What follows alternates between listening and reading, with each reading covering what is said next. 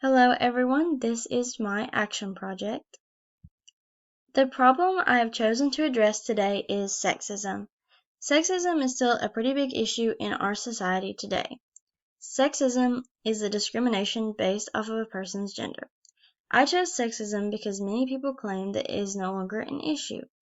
Just because women have the right to vote, can get a job, and can own property does not mean sexism is still not an issue. I have firsthand experienced sexism. I work in retail and I have heard many sexist comments and jokes from customers and my coworkers. I have also been underestimated because I am a woman. Sexism has many consequences. Some consequences of sexism are financial inequality and job inequality. Sexism can make it harder for a woman to get a job, and if she gets a job, she may be paid less or struggle to get a promotion. Sexism may also cause low self-esteem. Think about the sexist comments we grew up hearing. Comments such as, "you hit like a girl," or "you run like a girl," are negative phrases that talk about a woman's ability to do something. Women may also wonder why it is harder for them to be promoted or be successful when they have the same experience as their male counterparts. Lastly, some people have certain expectations of women, and if women do not fit those expectations, they have negative views about her. Sexism can also lead to discrimination in higher education and in everyday life. Women are underestimated and have to hear sexist comments, jokes, and remarks every day. So now I'm going to talk about how sexism relates to diversity. Diversity creates spaces that accept everyone. Diversity also creates spaces with many different viewpoints. Sexism and other types of discrimination make it so their viewpoints are not heard.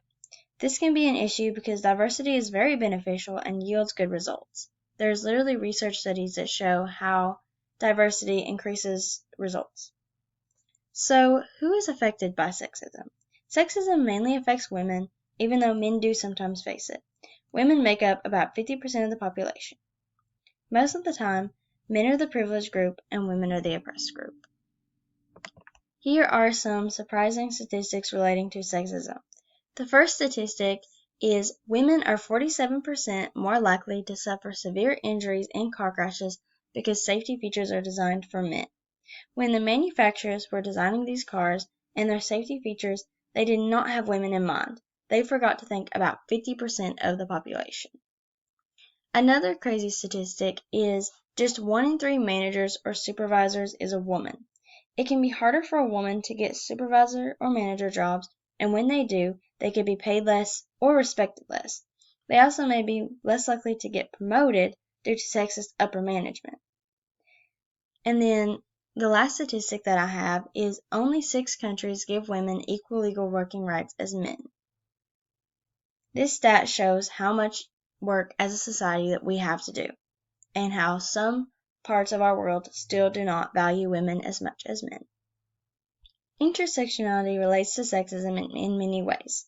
Sexism can intersect with many other forms of discrimination, including homophobia, racism, classism, etc. Intersectionality can sometimes hide discrimination and make it harder to identify. It can also lead to an individual facing more oppression because they fit into more than one oppressed group. Here are some examples of intersectionality. A woman of color may realize that Caucasian women and men of color are getting paid more than her. An article titled 5 Ways Intersectionality Affects Diversity and Inclusion at Work states, read another way, while white women will reach gender parity with men in the States in 2059, the data shows that for black women this day is 2130 and 2224 for Hispanic women. It will take longer for a woman of color to reach equality because sexism intersects with racism. Another example of intersectionality is a lesbian woman may notice that her straight female friends and gay male friends are treated nicer than she is when they go out in public. There is an article that states, unfortunately, most of Ghana's mainstream gender advocacy and feminist initiatives fail LGBTQ women by centering cisgender heterosexual women's issues. So sometimes women in the LGBTQ community's experiences with sexism are overlooked just because they belong to the LGBTQ community. One last example of intersectionality is a woman of low economic status may realize that her male coworkers of low economic status and her female coworkers of high economic status are more respected than her. The article states, the effects of intersectionality are also felt in the workplace, where employees who belong to two or more underrepresented categories experience oppression and a lack of opportunity in many unique ways. So, because she is a woman and because she is part of a lower economic status, she belongs to two groups that are underrepresented. This could lead to her having trouble getting respected, getting equal pay, or getting promoted within the company. So here is a brief history of sexism. So as society progressed, a thing called private property was introduced. So once men began to own property, they wanted to be able to leave it to their children when they died. So these men had to have some power over the women that they bred with so they could pick who their children were. And this led to the man ending up owning the property and the woman that he's having these kids with and the children as well until they get older if they are men. So what causes sexism? There are a couple causes of sexism. One is a lack of education. Sometimes if people don't know a whole lot about women or they hear a lot of stereotypes and they don't learn any better, they use them and discriminate against women. There is also a common use of sexist humor at women's expense in media, in movies, TV shows, and in songs. And because it's everywhere, people think it's acceptable. It's also been normalized that there is a pay gap and that women are less valued in the workplace. Sexism can also be perpetuated by our government because they do not do enough to help eradicate sexism, and there are still legislature and other things that promote sexism and do not solve the problem. So there are many events in history that contributed to sexism.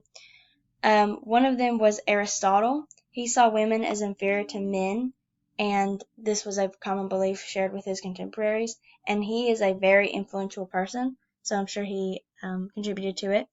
And then we have the Salem witch trials that targeted women, innocent women and girls, and they ended up killing a lot of them. And then there's also the fact that women were admitted to insane asylums at a disproportionate rate than men. They used to claim that women had hysteria if they were just sad, so that was pretty big discrimination against women. So these are some attempts to address sexism.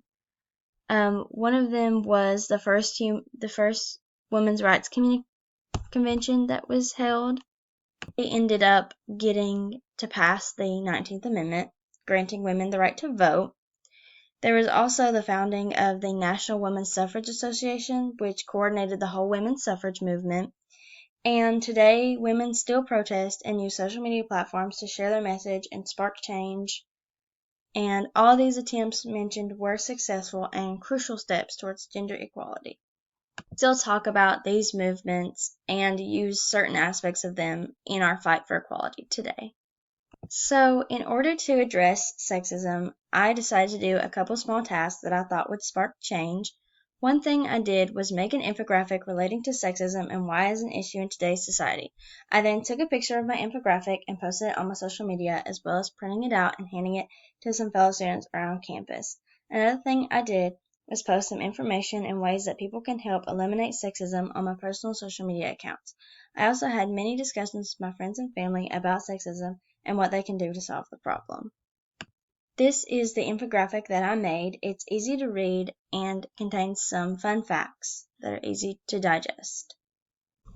These are some of the social media posts that I made on my social media account to help spread awareness about sexism.